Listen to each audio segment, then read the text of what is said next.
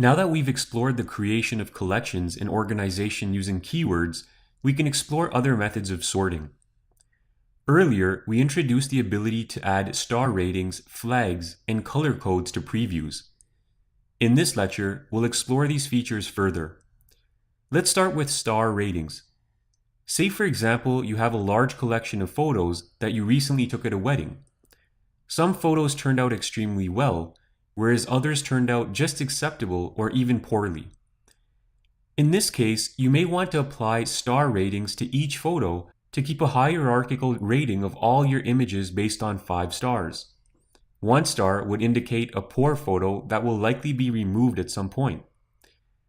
A 4 or a 5-star rating would suggest the photo is excellent and worth using as part of your end slideshow, book, print, or web presentation. A 3-star rating would place the image somewhere in between and in the acceptable range. To apply star ratings to your images, highlight the image or group of images that you'd like to apply the star rating to. So I'll go ahead and select the first row.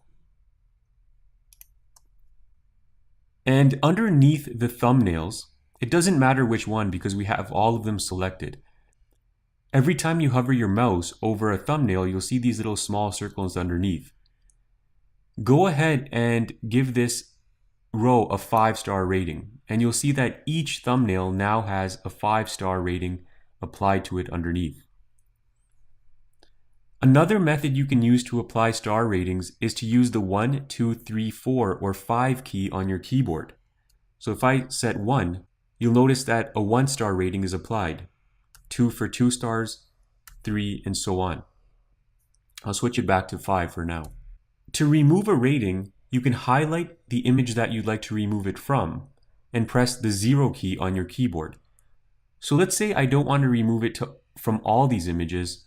I just want to remove it from image 1 and image 7. So I'm holding the Command key on my keyboard to select 2 images that are not next to one another. And I'll press the 0 key on my keyboard. And so you can see that the rating is removed. Let's go ahead and just add that back in.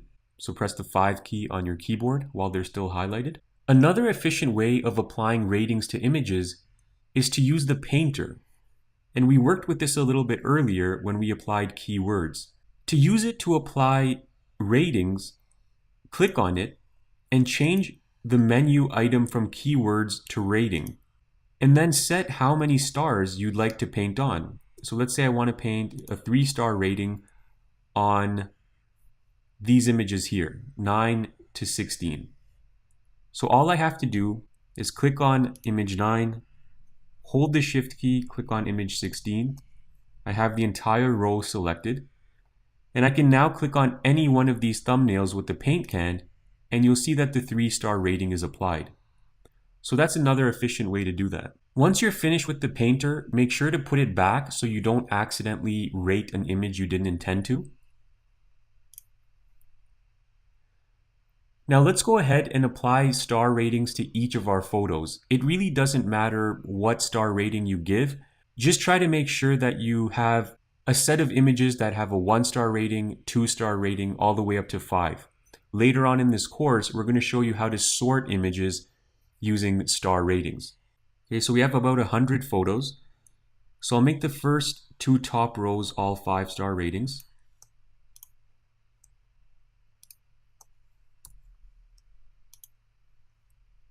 We'll make these 4-star ratings, the second group of 2 rows.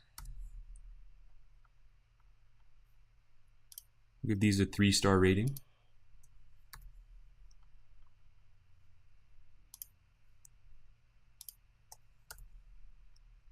So again, I'm just pressing either the 1, 2, 3, 4, 5 key on my keyboard to apply these ratings.